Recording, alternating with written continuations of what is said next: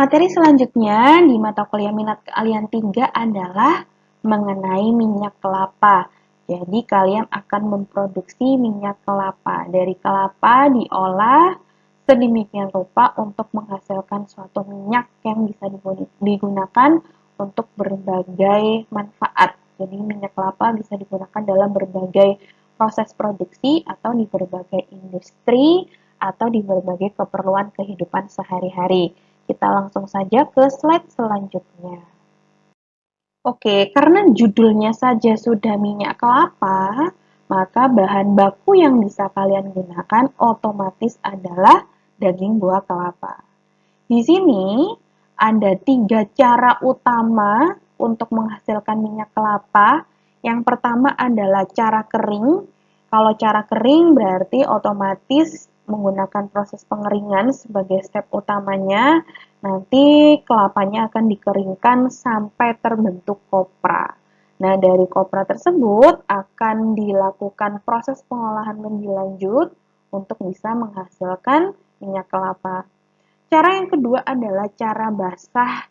Di sini proses pembuatan minyak kelapanya menggunakan santan. Jadi dibuat santan dulu, kemudian dari santan tersebut akan dilakukan proses lanjutan untuk menghasilkan minyak kelapa. Terutama prosesnya digunakan yaitu denaturasi protein. Jadi proteinnya dirusak, protein dari santan dirusak, akhirnya bisa menghasilkan kelapa. Cara basah dibagi menjadi 5 tahap atau 5 cara, bukan 5 tahap ya. Cara basah dibagi menjadi 5 cara lagi, yaitu metode pengasaman, pemancingan, teknik enzimatik, teknik pendinginan, dan juga teknik mekanik.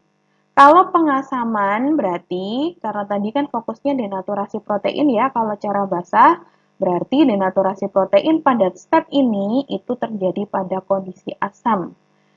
Kemudian untuk pemancingan, pemecahan emulsi santan dengan mengatur tegangan permukaan.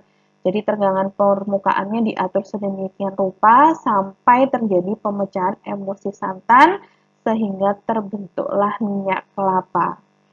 Tahap yang ketiga atau proses yang ketiga, jenis proses yang ketiga adalah teknik enzimatik. Nah, dari judulnya saja langsung bisa ditebak ya bahwa dalam proses ini untuk menghasilkan minyak kelapa membutuhkan bantuan atau kita akan menggunakan enzim.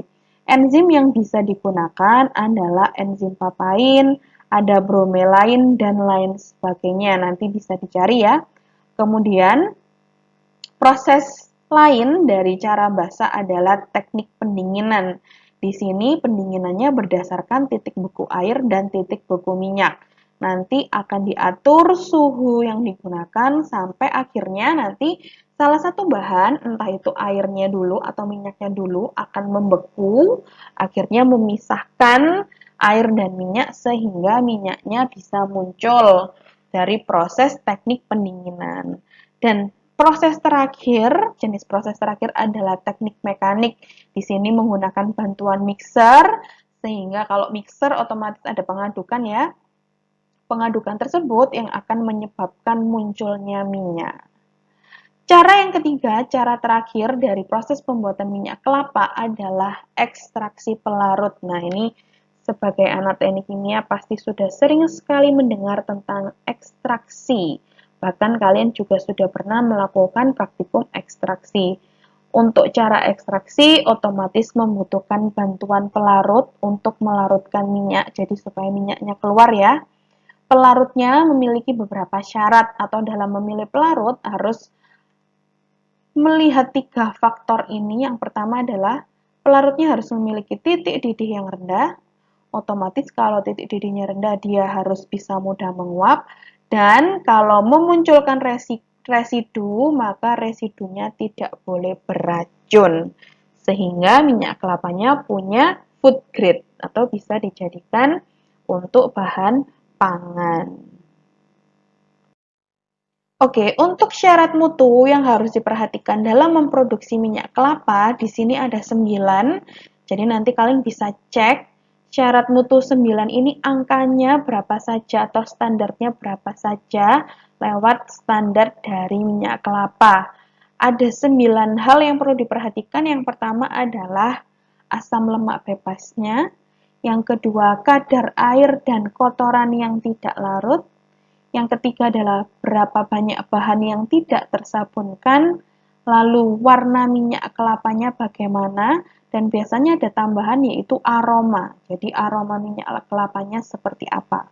Kemudian yang nomor 5 adalah nilai penyabunan, bilangan iodnya, spesifik gravity-nya berapa, indeks refraktif, ini indeksnya, kemudian kandungan mineral asam. Jadi ada 9 hal yang masuk ke dalam syarat mutu minyak kelapa sebelum minyak kelapa tersebut bisa dipasarkan atau digunakan oleh konsumen.